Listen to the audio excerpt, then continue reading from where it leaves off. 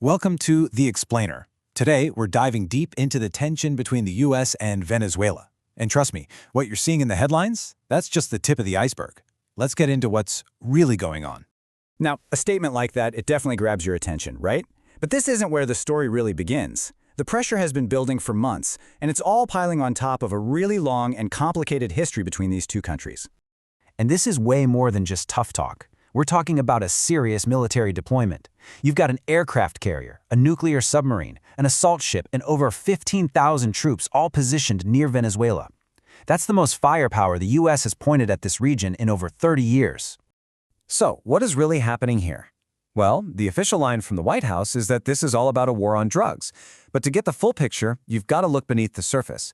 It really is like an iceberg. What you can see is just a tiny fraction of what's actually there. Okay, so let's start with that visible tip of the iceberg. The White House is framing this whole military operation as a totally necessary move against a, quote, narco-state that's poisoning America. And the U.S. position here is, well, it's severe. They've labeled President Maduro as the head of a drug cartel and put a massive bounty on his head. They've designated Venezuelan gangs as terrorist organizations, and get this, U.S. drones are actually destroying small boats in the Caribbean, claiming they're drug runners. It's a really compelling story, for sure. But when you start to look at the actual data, the official narrative kind of starts to fall apart. Does the evidence really point to Venezuela as the big bad wolf in America's drug crisis? So let's just look at the numbers. According to the United Nations, a whopping 92% of the cocaine that enters the US comes through Mexico and other routes. Venezuela? It's mostly just a transit country, not a producer, and it accounts for a tiny, tiny fraction of the total supply. And here it is. This is the central disconnect. The U.S. is focusing all this firepower on Venezuelan cocaine, but the number one cause of fatal overdoses in America isn't cocaine at all. It's synthetic opioids like fentanyl, which are trafficked by Mexican cartels through a completely different supply chain. This huge gap between the story and the facts suggests the drug war is, a convenient excuse. It's the tip of the iceberg. So let's dive under the water and explore the powerful motives that are really driving this conflict. The first massive, hidden layer is something way more valuable and strategic than cocaine. We're talking about black gold. We're talking about oil.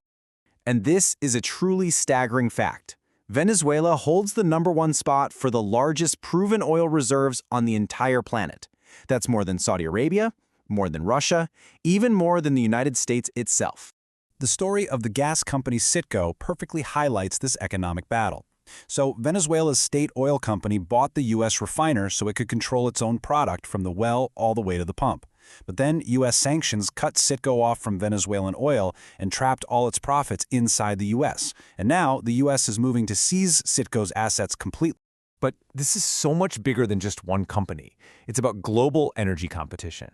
See, if the U.S. can influence or control Venezuela's gigantic reserves, it can flood the market and keep oil prices low. And why does that matter?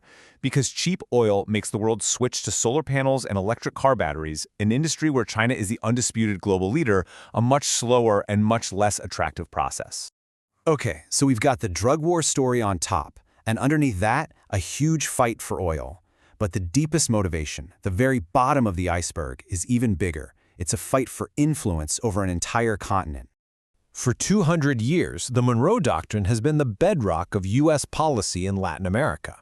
The idea is simple, and it's been unwavering. This is our backyard, and other great powers are not welcome here. Well, that 2-century-old idea is being challenged today, big time. Let's rewind to the year 2000. Back then, that doctrine was rock solid. The United States was, without a doubt, the dominant economic force in South America, responsible for the vast majority of trade.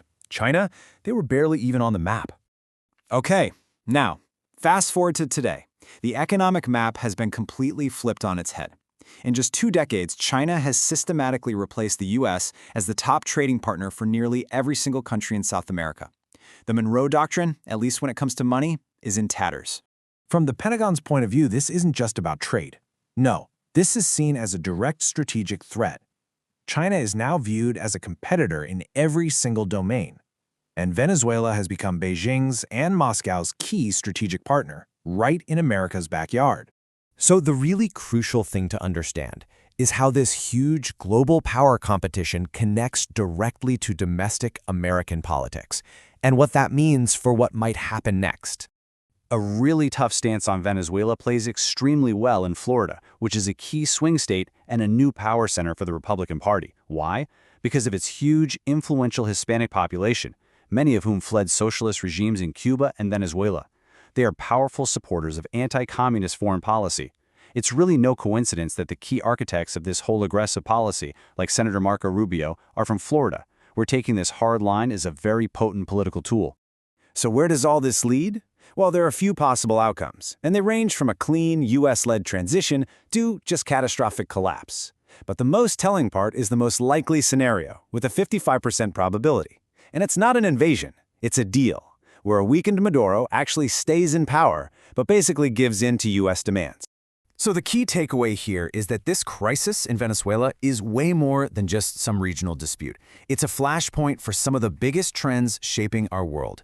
The future of energy, the new competition between the US and China, and the risk of massive instability that could affect an entire region. And all of this leaves us with one final crucial question.